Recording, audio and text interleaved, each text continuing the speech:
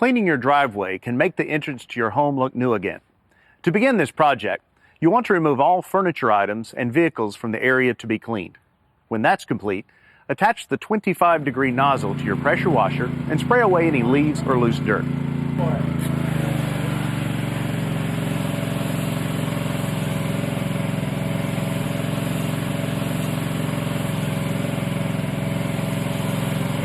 For best results, I recommend using detergent to cut down on your cleaning time and to clean more thoroughly. To do this, we'll need to attach the detergent nozzle.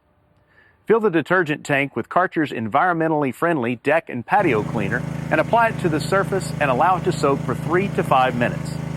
The detergent will break down grease and oil residues for more effective cleaning. If you're looking for really even, professional results, consider purchasing one of Karcher's wide area surface cleaners, which attach to your wand and lets you clean an area 12 inches wide with each pass, and keeps the nozzles at a fixed height from the surface, delivering easy, streak-free cleaning and keeping you dry in the process.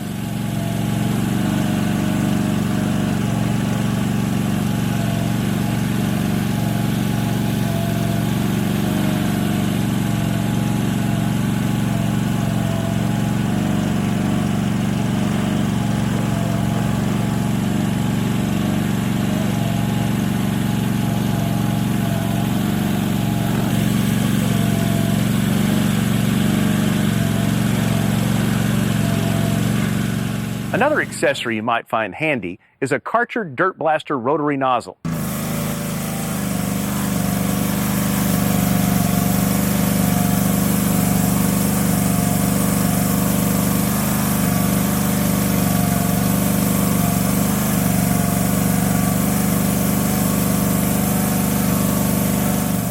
The Dirt Blaster truly lives up to its name, as you can see here.